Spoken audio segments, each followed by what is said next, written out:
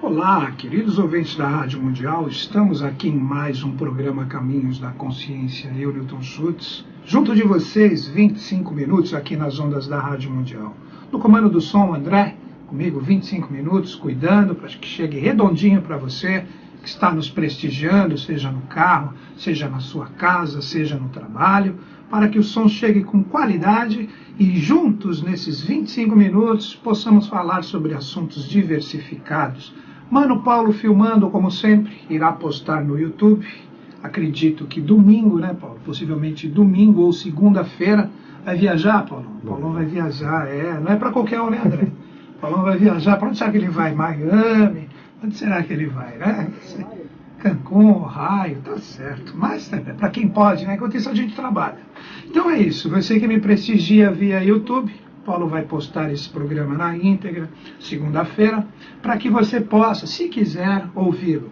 Existem várias possibilidades de você poder ouvir esse programa novamente. Você pode acessar a Samira, a Samira coloca na quarta-feira ou quinta-feira o podcast, normalmente ela coloca na quarta.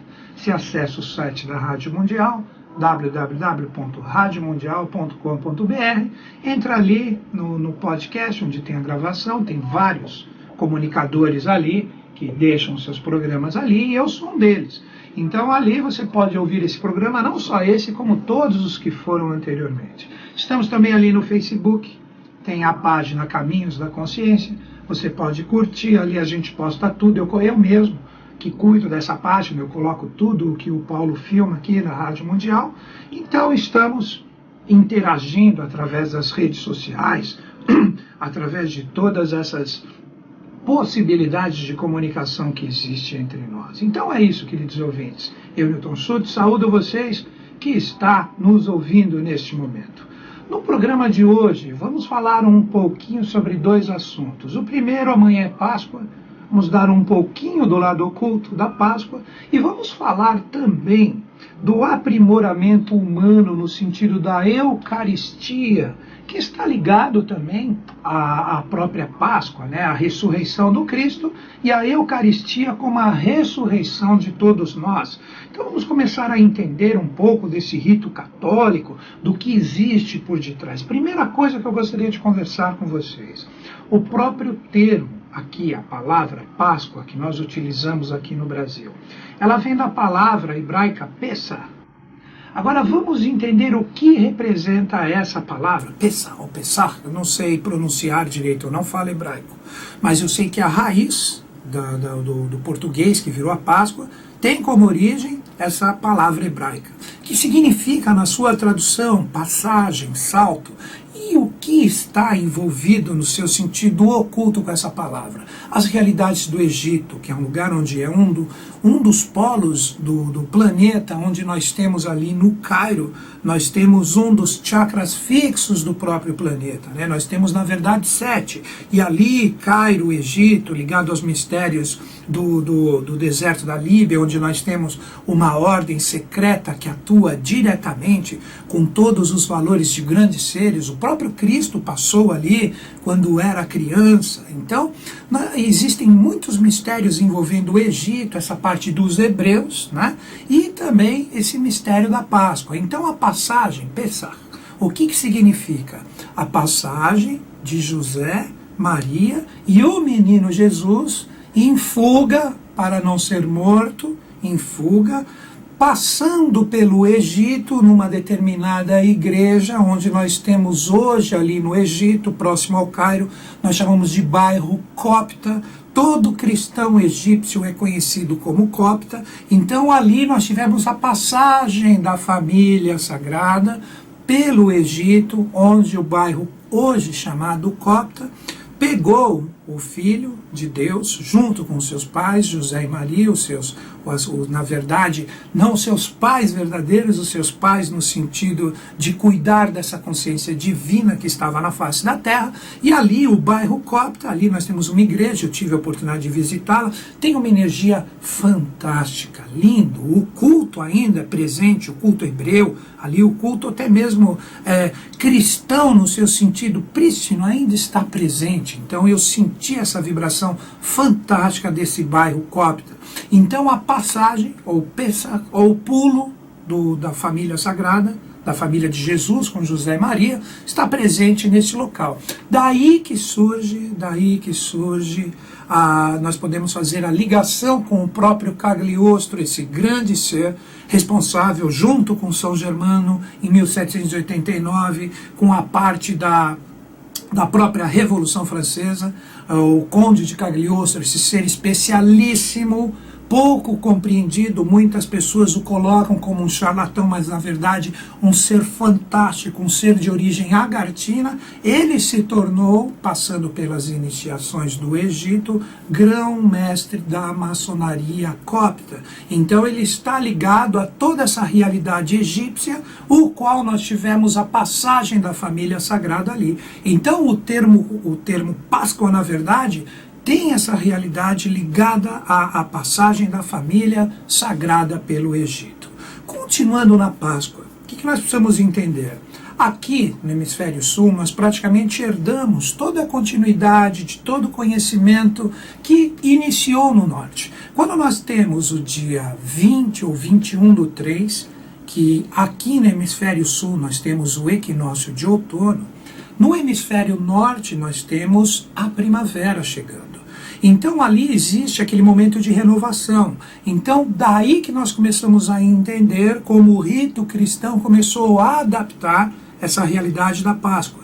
Então em 20/3 ali nós temos essa renovação ligada ao culto da primavera, que chega com toda a sua força, com todo o seu esplendor, que as realidades do inverno cedem para a força da natureza. Aí entra o culto passado, culto pagão da deusa Ostara, ou da deusa Eostre, que é a verdadeira deusa no seu sentido de fertilidade, do culto dos nórdicos, dos anglo-saxões. Então toda essa realidade, ela se junta com essa força da renovação da primavera, aonde as pessoas que estavam ligadas ao culto da deusa Ostara ou Eostre, que aí entra a palavra Easter em inglês, que significa Páscoa. Então nós temos eles presenteando seus amigos com ovos coloridos, o ovo no sentido de fertilidade, o coelho com um animal extremamente fértil, que representa esse renascimento. Então todo esse culto, toda esta realidade transborda aqui para o Hemisfério Sul também. Então, junto com o mistério do pulo ou da passagem de Pêssach dos hebreus, ligados aos mistérios do Cristo, ligados a essa realidade do culto da deusa Eostre ou Ostara, faz com que nós tenhamos esse hábito de comemorar a Páscoa logo depois da passagem do dia 20 de março, que é a primeira lua cheia, e eles colocam o primeiro domingo, porque domingo é dado como o dia quando Cristo teve a sua ressurreição. Então existe todo um culto que é perpetuado. E nós entendermos um pouquinho desse culto nessa comemoração é muito interessante, porque aí forma cultura dentro de nós, e a cultura é muito necessário para a gente entender o que realmente nós comemoramos. Tudo possui um lado a ser estudado, um lado a ser conversado. E agora, amanhã, na Páscoa, então seria muito interessante as crianças um pouco mais velhas, as crianças com as proximidades dos seus 10 anos, seria muito interessante os pais contarem isso que eu coloquei agora no início do programa, que representa verdadeiramente o sentido da Páscoa, ligado ao cristianismo, ligado a essa parte do Egito, que serviu de refúgio da família sagrada, e depois contar para eles o culto nórdico da deusa Ostara, que na verdade é a deusa da aurora, se você pegar o alemão primitivo, né, que está ligado a essa palavra. Então tudo isso traz valores que complementam a consciência do que está sendo comemorado no seu sentido verdadeiro. Então o coelhinho, no seu sentido de um animal extremamente fértil, eu não preciso dar detalhes, vocês sabem do que eu estou falando, e do culto de trocar ovos coloridos, pintados à mão, daí que vem aquelas embalagens, os ovos enfeitados, etc. Então tudo é muito bacana, né? Tudo representa a perpetuação do rito. Muitas pessoas, outro exemplo, fazendo um link com a própria Páscoa, muitas pessoas falam que Cristo foi inventado. Isso é um tremendo de um erro. Cristo realmente existiu, ele fez o seu papel. Então você pega estudiosos, filósofos que se baseiam em cultos do Buda, em cultos do Krishna, e fala que o cristianismo inventou o Cristo baseado nas tradições de Buda, principalmente Krishna, aonde muito dos cultos da Índia, né, e dos cultos também ligados ao budismo são transladados para o cristianismo. Nós precisamos entender que, na verdade, isso é extremamente positivo e benéfico. Por quê? Porque um culto verdadeiro, ele praticamente é perpetuado através da consciência e da cultura dos povos, e por detrás dessa realidade existe a manifestação desses grandes seres, que o ego deles, no sentido de individualidade, você pode dizer que um é a continuidade do outro. Então, de forma alguma, é errôneo você falar que Krishna vai se projetar depois em Moisés, Moisés se projeta em Buda, Buda se projeta em Jesus. É extremamente correto. Porque quando a gente fala vamos falar de uma forma simplista, a reencarnação da divindade, são utilizados esses corpos e essas consciências, e com isso são formados os ritos e os cultos, né, que estão ligados, principalmente aqui no nosso povo, ligado ao cristianismo. Então esse renascimento, por mais que a gente comemore aqui no outono, porque é o inverso da primavera de cima, é muito benéfico. Mas essa ressurreição, aí que eu quero entrar com vocês, essa ressurreição verdadeira, ela se projeta como? Ela se projeta em nós, no sentido de nós realizarmos a verdadeira Eucaristia. A Eucaristia, que é feita no rito cristão, em todas as missas, nos domingos, né? Quando você pega o sacerdote, no caso, ele tomando o sangue de Jesus com o vinho, a hóstia que representa, no caso, o corpo de Jesus. Então nós precisamos entender que esses ritos remontam histórias extremamente antigas ligados a nós e a todas as civilizações que aqui estão. Se nós pegarmos o sentido mais oculto, nós temos o quê? Essa Eucaristia ligado ao mito, que na verdade representa uma consciência que nós podemos acessar, que é a Taça do Santo Graal. A Taça do Santo Graal, ela realmente existe em dimensões sutis do nosso próprio planeta, que nós podemos chamar do astral do planeta Terra, que na eubiose nós chamamos de mundo de Duat. Neste local existe a verdadeira taça, que o culto dessa taça existe há tempos imemoriais, que representa a Atlântida, onde houve o sacrifício da divindade, com a invasão do povo que ladeava a 8ª cidade central, aonde estava a divindade de uma forma trina, e dali começa o quê? A preservação da vibração divina através de pequenas partes ou gotas do sangue da divindade, nessa taça sagrada que é a Taça do Santo Graal. E isso é perpetuado depois pelo próprio Cristo, já sabendo na Santa Ceia o que iria acontecer, pois antes de acontecer todo aquele deicídio do Gólgota, que foi a morte do Avatar ou do Bodhisattva na cruz, ele já sabia isso antes através de uma assembleia agartina, que ele, o verdadeiro Cristo, junto de outros 6 seres, e esses 6 seres, entre eles estava Judas Iscariotes, que foi aquele que acabou se tornando o bode expiatório, nesta assembleia agartina, onde você tinha a representação do governo oculto do mundo, antes da própria Santa Ceia, foi decidido que Judas iria trair Jesus, que parte da sua consciência iria ser retirada, uma consciência contrária iria entrar no corpo do apóstolo ou do adepto perfeito, e ele iria trair o Cristo, para que a humanidade, através da devoção, através do seu lado emocional, aprendesse e continuasse a perpetuar o rito que acaba originando a nossa própria Páscoa que comemoramos amanhã. Então, quando a Assembleia Agartina ela se desfaz, mas os ditames do que foi resolvido ali continuam sendo perpetuados. Judas, quando ele retorna para a face da terra, com a sua consciência alterada, ele recebe uma consciência contrária, e com isso ele trai exatamente Jesus. Por isso que na Santa Ceia, quando Jesus começa aquele rito eucarístico, no sentido da sua consciência ser passada para os seus apóstolos, ele chega e ele fala para Judas: vá e cumpra o seu papel. Então tudo já estava escrito. E Judas, quando ele vai e trai Jesus, mas tudo pré-combinado, logo que acontece a traição, ele volta a ter a sua consciência, ele vê o que acontece e ele fica totalmente transtornado. E com isso ele tenta mudar a situação que ele mesmo gerou.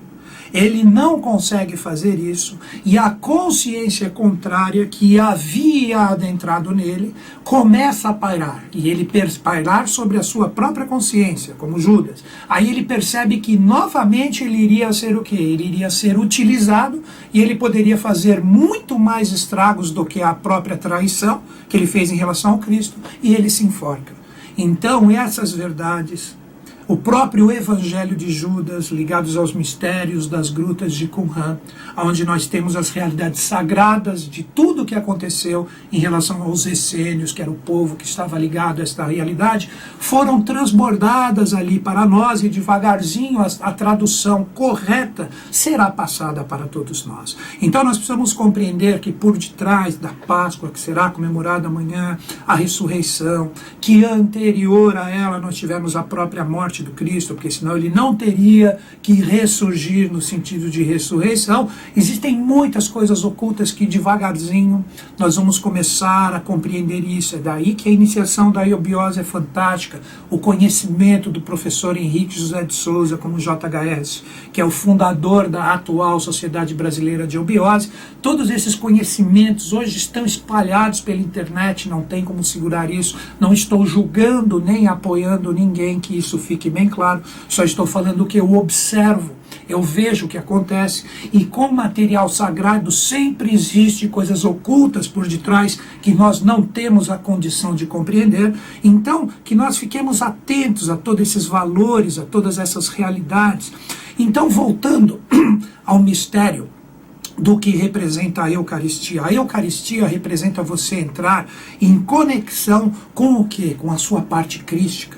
Todos nós temos Cristo dentro de nós, só que através da nossa personalidade a gente sufoca essa realidade crística. Então, na Santa Ceia, Jesus começa a fundar novamente, já estava praticamente em funcionamento e vigor, mas ele funda, poderemos dizer assim, a ordem do Santo Graal, que aí envolve as realidades de José de Arimateia, levando essas realidades para as 7 catedrais, que eu já falei, foi no programa anterior, né, Paulo, que eu falei das 7 catedrais do Oriente, aonde o mistério do Santo Sangue, quando estava acontecendo a tragédia do Gólgota, Nicolo Nicodemos, apoiado, que esse também era um dos apóstolos ocultos de Cristo. Cristo, na verdade, tinha 14 apóstolos, os 12 que conhecemos, mais Nicolo Nicodemos e José de Arimateia. Eles vão, colhem o Santo Sangue, providenciam a ressurreição do Cristo, que demorou 3 dias, e depois ela acontece no domingo, novamente a Páscoa,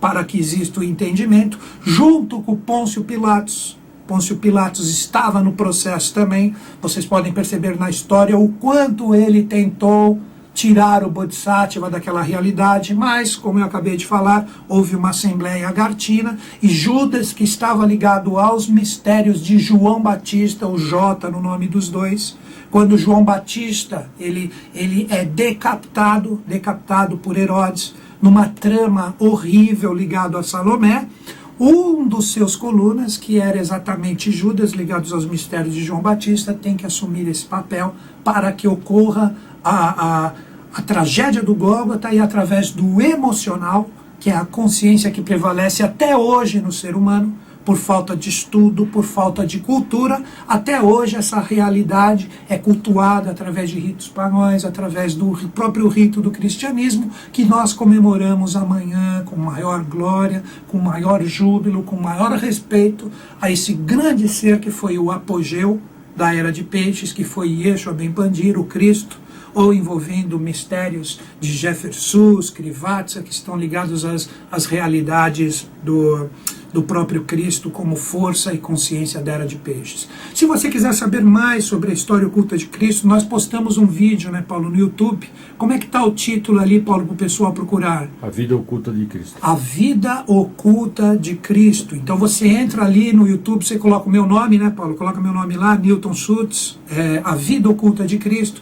Eu fiz uma palestra num departamento de eubiose, tem 3 horas, junto com um amigo humano, Roberval Lobo, grande consciência de eubiose, um grande estudioso, pesquisador.